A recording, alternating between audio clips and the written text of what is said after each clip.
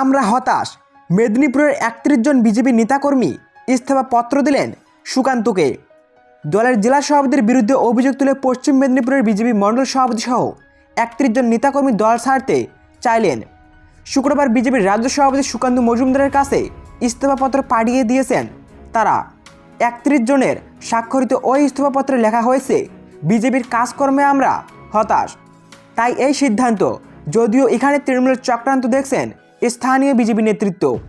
বস্তুত ইমেল এবং হোয়াটসঅ্যাপে এই ইস্তফাপত্র পাঠানো হয়েছে, যাতে নাম রয়েছে বিজেপির বহিষ্কৃত মণ্ডল সভাপতি তপন কুইলার নাম।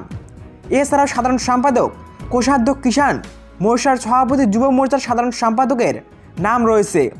এই চিঠি গিয়েছে রাজ্য সভাপতি সুকান্ত ছাড়াও স্থানীয় সাংসদ দিলীপ ঘোষ, বিজেপি নেতা অমিত মাল্লব্য সহ 10 জনের কাছে। বেলদা থানার নারায়ণগড়ের বিজেপি নেতাকর্মীরা দল ছাড়তে চেয়ে জানিয়েছিলেন, জেলার নেতৃত্বের কাজকর্মে আমরা হতাশ। শুক্রবার রাতে চকবল্লী বিজেপির দলীয় কার্যালয়ের সামনে বিক্ষোভ হয়। তারপরে এই দল থেকে সিদ্ধান্ত নেন তারা। নারায়ণগঞ্জ দক্ষিণ মণ্ডলের বিজেপি সভাপতি তপন বলেন, 2023 সালের পঞ্চায়েত নির্বাচনে নারায়ণগড় 3 মণ্ডল ভালো ফল করেছিল।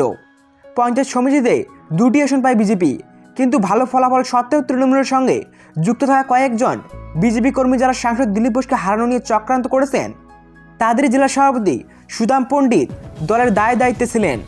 পাশাপাশি তার অভিযোগ, মণ্ডল সভাপতিকে অপসারণ করে দলীয় কর্মীদের সঙ্গে আলোচনা না করে নতুন কনভেনার নিয়োগ করা হয়েছে, সেই কারণেই তারা ইস্তফা দিয়েছেন। অন্যদিকে বিজেপি জেলা সভাপতি সুদাম বলেন, এটা তৃণমূলের চক্রান্ত, দল বিরোধী কাজের জন্য শোকজ করা হয়েছিল। তারা জবাব না পাওয়ায় ওই মণ্ডল সভাপতিকে বৃহস্পতিবারই অপসারণ করা হয়েছে। সেখানে কনভেনার করে একজনকে দায়িত্ব দেওয়া হয়েছে। তার ইস্তফাপত্রে দলীয় সংগঠনে কোনো প্রভাব পড়বে না। বিজেপির এই কোন্দলে কটাক্ষ করেছে তৃণমূল। শাসক দলের জেলা সভাপতি সুজয় হাজরা বলেন, বিজেপির জেলা সভাপতি যিনি রয়েছেন তাকে জেলার কেউ চেনেন না মনে হয়। আর বিজেপির মধ্যে কোনো কোন্দল তো সবাই জানেন।